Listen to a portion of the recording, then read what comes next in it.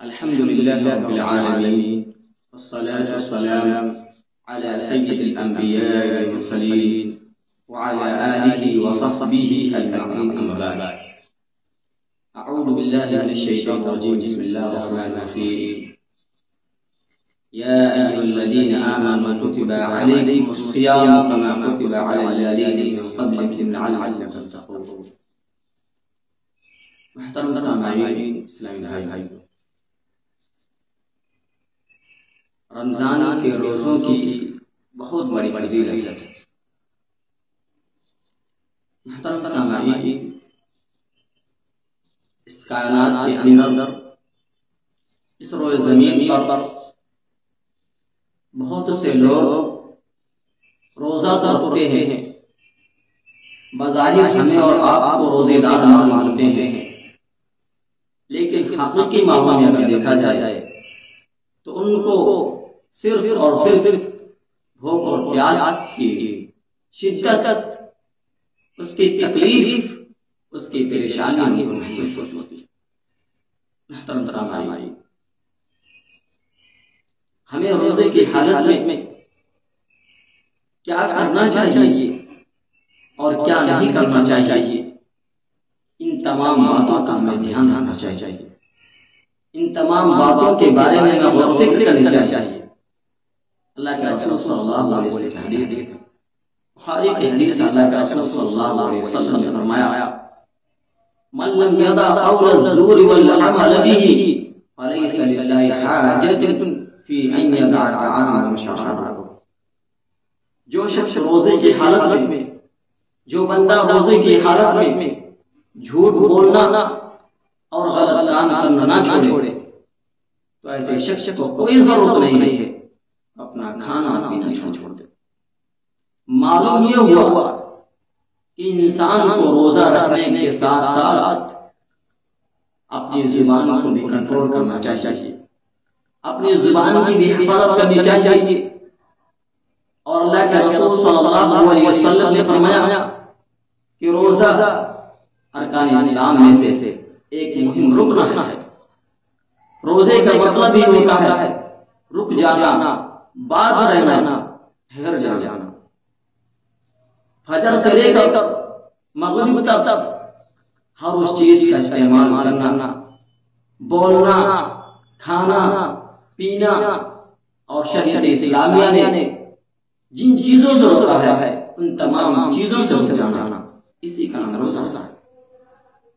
اب کوئی شخص صرف اور صرف روزہ رکھ لے اور اپنی زبان کو کنٹرول نہ کرے، اپنے کاموں کو کنٹرول نہ کرے، بری چیزوں کے سننے سے، بے حیا فحاشی چیزوں کے سننے سے، اپنی آنکھوں کو کنٹرول نہ کرے، بے حیائی اور عریانی چیزوں کو دیکھنے سے، اسی طرح سے اپنے پیروں کو کنٹرول نہ کرے، ہر اس جگہ پر جانے سے جس کو اللہ کے رسول صلی اللہ علیہ وسلم اللہ تبارک و تعالی نے فرمایا.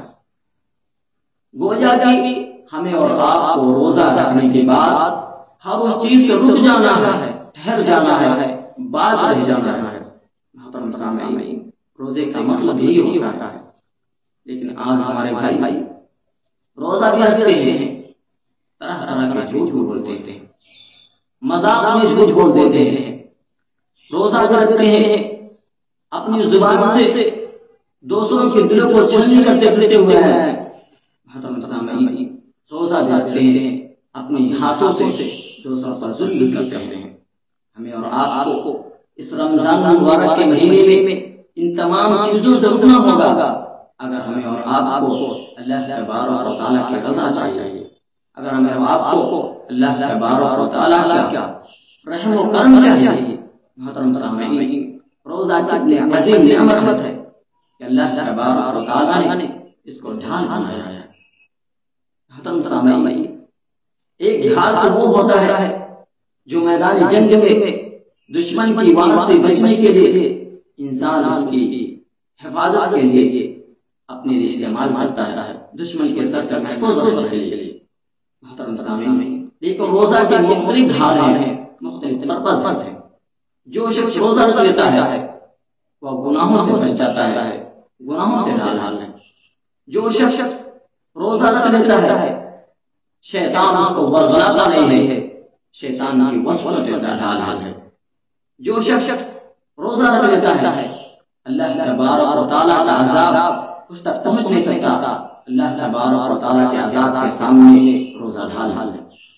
روزہ اتنی مضبوط ڈھال ہے کہ اللہ تبارک و تعالیٰ کا عذاب اور آگ کی حرارت اس کو پہنچ نہیں سکتے۔ محترم سامعین، جو شخص چاہتا ہے کہ وہ گناہوں سے بچ جائے تو اسے چاہیے کہ روزہ رکھے۔ جو شخص چاہتا ہے کہ شیطانی شکنجوں سے آزاد رہے، شیطانی وسوسوں سے محفوظ رہے، تو اسے چاہیے کہ روزہ رکھے۔ جو شخص مختلف قسم کی بلاؤں عذابوں سے بچنا چاہتا ہے تو اسے چاہیے کہ روزہ رکھے۔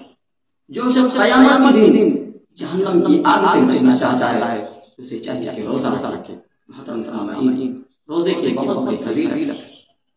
ہمیں اور آپ کو روزہ رکھنا چاہیے، اور روزہ کس طرح سے رکھنا چاہیے؟ محترم سامعین، ہمیں اور آپ کو سب سے پہلے دل میں ارادہ کرنا چاہیے، نیت کرنی چاہیے، اور اس کے بعد ہمیں اور آپ کو روزہ رکھنا ہوگا۔ یہ نہیں کہ فلاں شخص نے روزہ رکھ لیا ہے، فلاں شخص بھوک و پیاس کی شدت کو برداشت کرتا ہے، اس کا دیکھ کر میں بھی روزہ رکھتا ہوں۔ محترم سامعین، دلوں کے اندر اخلاص ہونی چاہیے، دلوں کے اندر اللہ تبارک و تعالیٰ کا ڈر ہونا چاہیے، تقویٰ ہونی چاہیے۔ اس نیت سے روزہ رکھنا چاہیے کہ اللہ تبارک و تعالیٰ جو ہم روزہ رکھنے جا رہے ہیں اس کا اللہ تبارک و تعالیٰ ہمیں اس کا بدلہ ضرور دے گا۔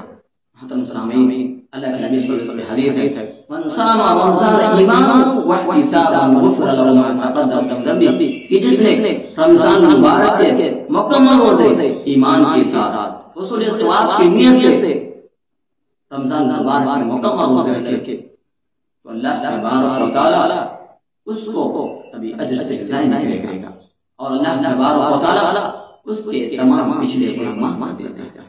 محترم سامعین، ہمیں اور آپ کو روزہ اللہ تبارک و تعالی کے بتائے اللہ کے رسول صلی اللہ علیہ وسلم کے بتائے فرمان کے مطابق رکھنا چاہیے۔